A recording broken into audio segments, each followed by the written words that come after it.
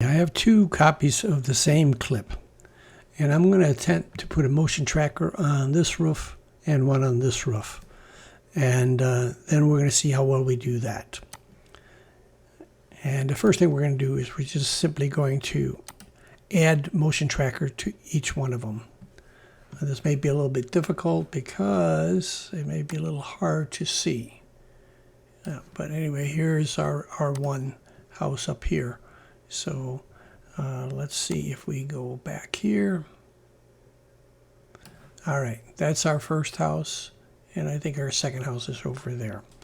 So we've got the two clips. We don't need to see both clips at the same time, so we're going to disable clip number 2, and we're only working with, and we can make sure we select clip number 1, and we're going to add the motion tracker right here. So we're going to go in here and we're going to activate the motion tracker. We're going to move the motion tracker to the point that we want to track, the actual point on the map. And this has nothing to do with attaching the label. This is simply finding the pixels on the video that we want to follow. And so let's see if we can do that.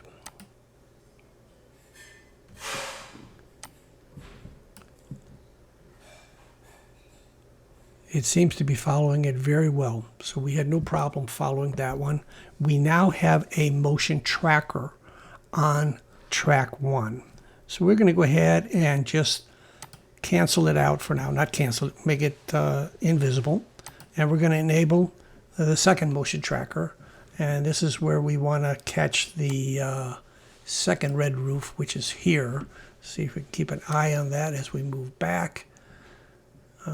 Yeah, I'm pretty sure we see it right there. So we're going to go ahead and select that. You'll notice that when we were here, this was selected. It's grayed out kind of because we have disabled the clip. But we're going to now select the second track. We now have the option to add another tracker, and that's what we're going to do. And we're going to place that one right on top of this right there, which is the second house roof that we want to track. And let's see if we can track that.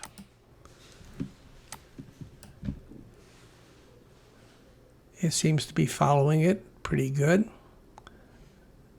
Okay, we now have both clips with the motion tracker activated on there or been tracked.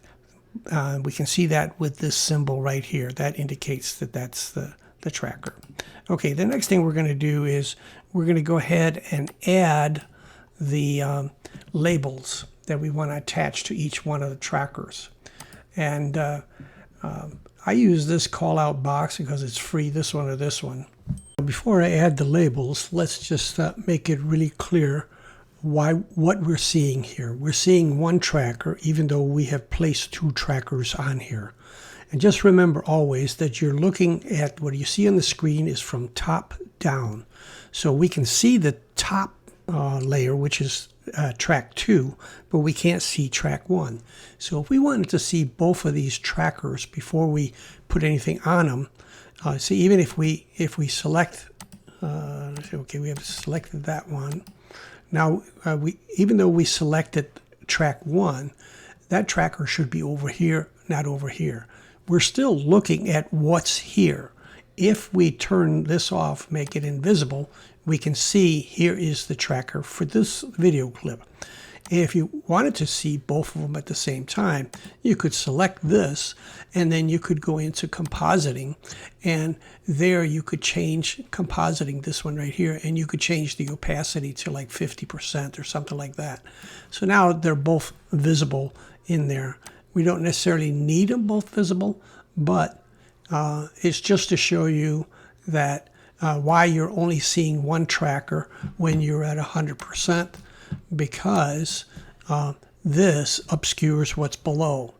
And since they're identical for the purposes of putting the labels on, which are going to be on top of these two tracks, they're going to be visible, even though this will be the only video clip that will actually be visible.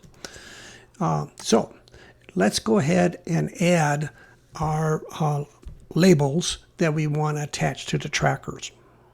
Okay, I'm going to use a different title than that one that you were using because you were using a little bit of an expensive one. Let me just go down to trending here and do call out. And we'll find the one that you were doing, which I think was called Simple Call Out 3, this one here. Because of the pink diamond, that means it's going to cost extra money. So I don't particularly want to use that one. I'm just going to use this one here. I'm going to use it twice. But we only need to have one thing label at the time. So let's just stretch that out. And we're going to make track 2 invisible again. So this one probably has more information on it than we want. We don't want 2 lines of text. We just want 1 line of text. Maybe we want 2. But if we click on that and we go to over here on titles and then make sure we have it selected, we can see that there are 3 layers. The video layer is the background box and the line. And that's what actually that kind of, it disappears right here. But we should be able to see it just by going to the beginning of to the beginning of the track of the timeline and double clicking on it, and we see it. So now we can see that layer 3 is the big text. Now layer 2 is the little text. We don't need the little text for this particular demonstration, so we'll go ahead and get rid of it. And then we'll just go back to layer 1 and we will move that kind of down there in the middle. Well, I guess not that well, but if we wanted to move it more precisely, we would just use the positions here, like so. Okay, that will let us center it very easily. Okay, so we have that. Now, when we want to move things, and by the way, once you have that selected, you of course just change the text up here. Or you just I think you just double click down here and it becomes visible. So we can say house 1. And that's what we'll say. House 1. Okay. That should, yep, okay, it's switched over. And now we want this little dot to appear on our tracker up there. Now, you have positions here, but you don't want to move here because all you're doing is moving one of the layers. You're either moving the text layer or you're moving the video layer below. So instead, what we're going to do is we're going to click on video. And video also has a transform section. And when we move something or scale something in this on the video tab, we're doing it for all of the layers at the same time. So that's what we want to do. We want to basically put that up there, and we can scale it down. We don't need to have it as big. We'll have it like that. And you know what? Maybe we want, I'm going to make it big again just for the purpose of showing you this. Maybe keep this tracker over on this side, and then for this house, keep it over on that side. That means we want to turn this around. Let's go back to the titles here, and let's click on layer 1, and then this little label here, this little handle is actually the rotator, which you can rotate right here. I could have just typed in 180 like so, 180, and that should leave it perfectly upside down. Okay, now of course I need to move layer 2 in, and I can just do that manually here. Okay, now I'm going to switch over to the video again because I want to move everything, and I'm going to go ahead and scale it down a little bit too, and I'm going to use the Y to move it up, and I'm going to use the X to move it over, and I can see my tiny little dot right there, and that's what I'm going to want to put on my tracker. So it could be offset, but in this case we're trying to demonstrate we want to attach it to the tracker right there. Okay, so here we have it positioned. We don't have the 2 linked, we just have them set up initially. So the next thing we need to do is we need to go back to our video 1 and go down to the motion tracking section. And I wish these things wouldn't pop up. Okay, so now we can select call out 6. All right, so we have now linked this label to this track here. And let's just play it and see if it actually sticks with it. And we can see that it's sticking to the red roof pretty well. We're moving it sideways now, and then we're going to move it down. And it seems to be okay. It's off screen because that's where we placed the label, but basically it's doing what it's supposed to do.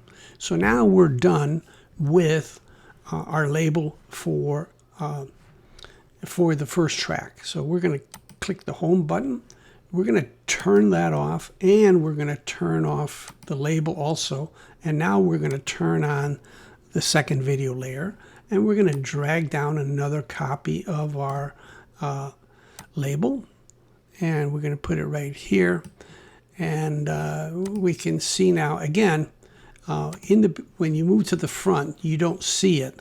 To see it at the very first frame, just double click on it and it comes up. And also when you double click on it, you can quickly type in your text, and we'll say house 2. And that's all we need to say there. We do want to get rid of this, and we can do that in the titles. And we remembered that layer 2 is now selected, and we don't want layer 2. So we'll just delete that. And now we'll select layer 3, and using the local, I'll call it local. Okay, so I can adjust the Y a little bit. Now I think we're going to scale it down also. But again, we want to scale everything. So we're going to go to the video side. This scales everything. And so we're going to go ahead and scale that down a little bit. And if we'd been very careful, we would have noted whatever the scaling level was on, okay, I guess it's 41.67. So, and this is 41.67, so we're okay. So now we're going to just move this up there. And we're on the video tab, and we're going to use the Y position to raise it and the X position to move it. And there we go. And we can just move it like that. It's easier than trying to grab something, but usually you just end up grabbing one thing and then you just end up having to do it over again. So just slide side to side until you get the arrows like this. And Y moves us up and down, and X moves us over, and we're putting right there, house number 2. Okay, now keep in mind, we still have not linked the two together. So let's go back to our second video clip, and let's see what we have. Well, that was the wrong thing. We need to go down here and check. And we see that there's only one call out because we've disabled this one, I believe. But if we add this call out that we have for this layer to this layer, then it would be this one. But let's just double check that. I'm just going to enable this one. And now I'm going to go here again. Now it still only shows me one. So perhaps because this one has already been linked, shown by this symbol here, this label was linked to this tracker right here. So it's no longer available. So therefore it just naturally becomes this one. But we have to click on the one that we're trying to link to. So we're going to go ahead and I'll leave that number 1 lit up. And let's just go down there and use call out 2. And now we see that we have the linking of the second label to the second layer. So maybe this is where your confusion was coming in. And I apologize again that it was me not understanding your question. Now this is interesting here. This is irrelevant whether this is visible or not visible. It's not disabled, it's just not visible. But we're going to make it visible, and then let's just scrub across the timeline and see how successful we were. And it looks to me like we were perfectly spot on. I apologize if it's not all that clear. but I can see house 2 is right there, and house 1 is right over there. So it's definitely sticking with the tracker wherever it is. Now again, these can be positioned off the tracker. They don't have to be positioned on the tracker. It's just its movement, its keyframes are relative to the tracker on the screen. So if you put it somewhere way off, it's still going to move in the same pattern, even if it's not right on top of what you have. But that's how you do it. So this symbol enables you this symbol shows up when you have added a tracker. This symbol shows up when you have something linked to a tracker.